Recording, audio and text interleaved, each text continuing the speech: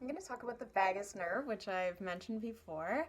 So, recently, you may have heard people referring to the digestive system as the second brain. So, what does this even mean?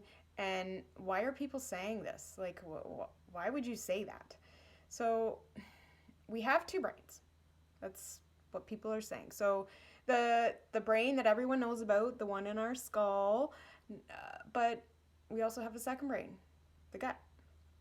So they they are completely interconnected, and when one gets upset, the other one does too. So I want you to think about an upcoming presentation or procedure. It could be a medical procedure. It could be just something that you have to do as a procedure.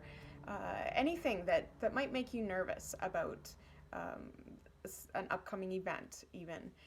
And keep thinking about it, keep kind of meditating on it, and eventually you'll start feeling it in your digestive system. So I'm sure you've all heard this. Basically, it's called butterflies. That butterfly feeling. I got butterflies in my stomach.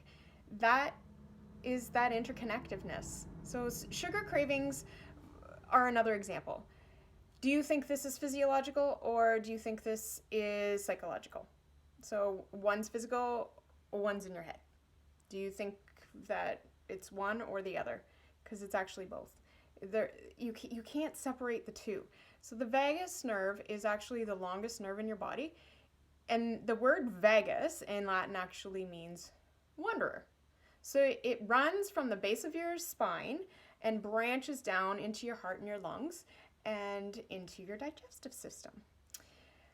So it's very helpful with your digestion, and I'm going to talk about some key functions, and I want you to think about how many of these nerve functions are actually related to digestion and how these functions are actually related to each other.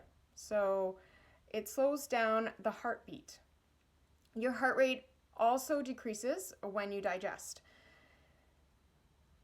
So when you are in that rest and digest phase, opposed to the fight or flight, that parasympathetic nervous system, it constricts the bronchi in the lungs.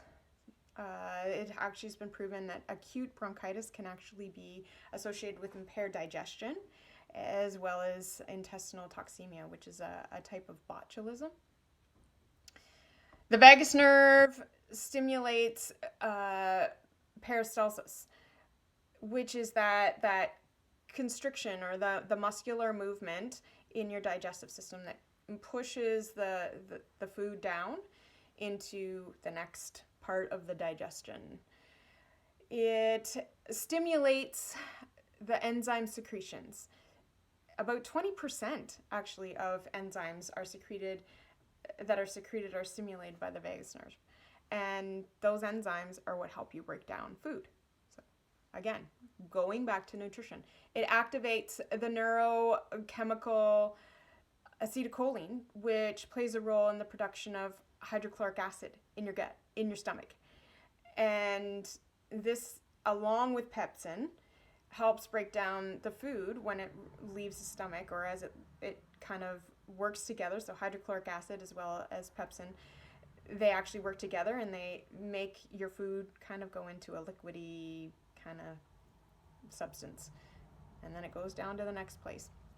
And the vagus nerve also stimulates the release of bile in the gallbladder, which is very helpful in breaking down fats. And for those of you who don't have a gallbladder, you still have a liver. So the liver does still create a little bit of bile. So the next video that I'm going to talk about how you tone your vagus nerve. So how you can actually work with that vagus nerve to help you if it's not working. And if it's not working, all of those key functions are not going to be working properly. So you want to know how to tone your vagus nerve.